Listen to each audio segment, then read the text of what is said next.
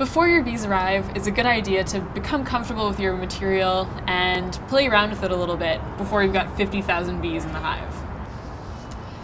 So setting up a hive is a little like assembling a fancy dessert, like a multi-layered cake. So the first layer of our cake is the stand. On top of our stand, we have the base of our hive. Looks like this. Later on in the season, you'll discover all the different uses of the drawer that we find here. So you're going to place your base, and it'll fit over the two metal bars. For the time being, you can leave the drawer slid into place, just like this. On top of our base, we're going to put our first box. We're going to place our box on top of our stand around these metal corners. Now in our box we have 10 frames, and the frames are really where all of the action happens in your hive. And as the season progresses and you do more and more inspections, you'll see that you're going to develop a really close relationship with your frames. Although it's just a small part, it's a really essential part of the hive. As the name would suggest, the entrance reducer, it reduces the bees' access to the entrance.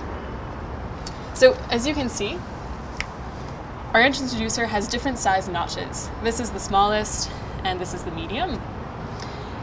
So if it were a really cold day or a really cold night, you might want to put your entrance reducer right here in front of your hive, meaning that there's the least amount of heat escaping from the hive. The final step to putting together our hive, the icing on the cake, you might say, is the inner cover and outer cover. Once your bees have been living in your hive for a while and they've started to build up wax and propolis, the inner cover is actually going to be quite hard to take off. And without it, it would be completely impossible to take off the outer cover. So you'll understand why it's useful a little bit later on. So I'm just going to place it right on top of the upper box.